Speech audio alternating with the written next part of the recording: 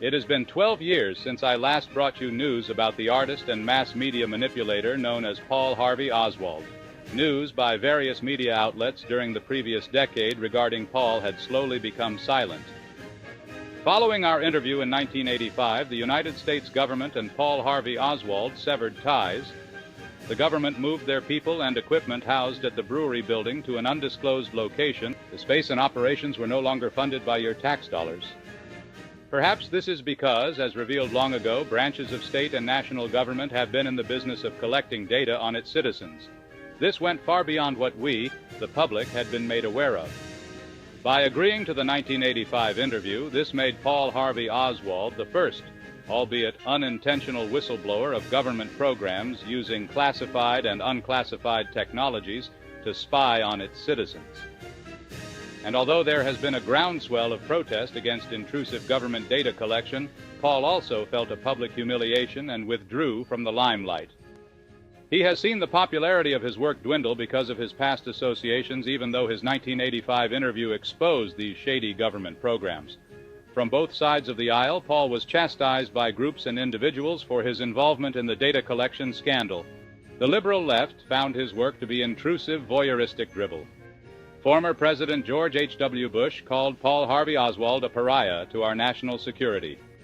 Alas, what a difference a decade makes.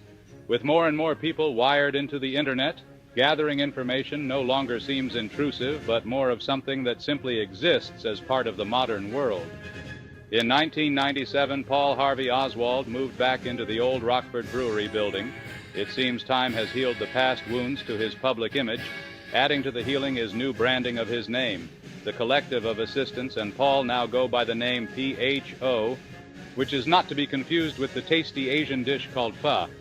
The group now has a spicier take on popular culture in their performances.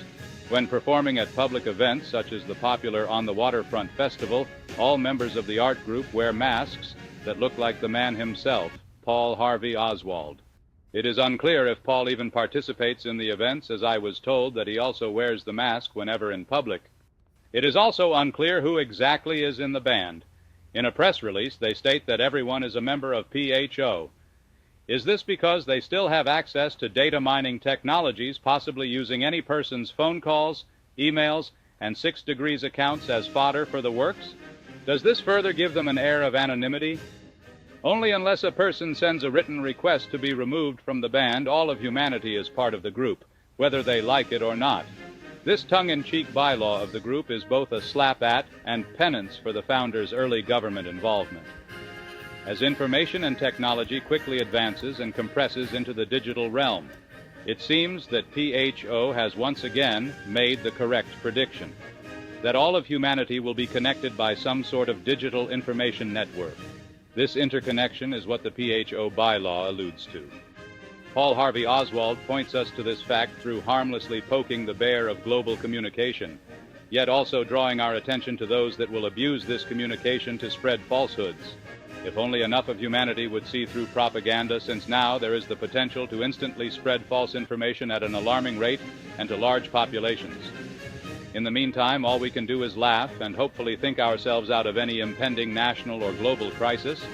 Will social networks of the future draw humanity together or divide us? PHO seems to speak much on the fallibility of mankind.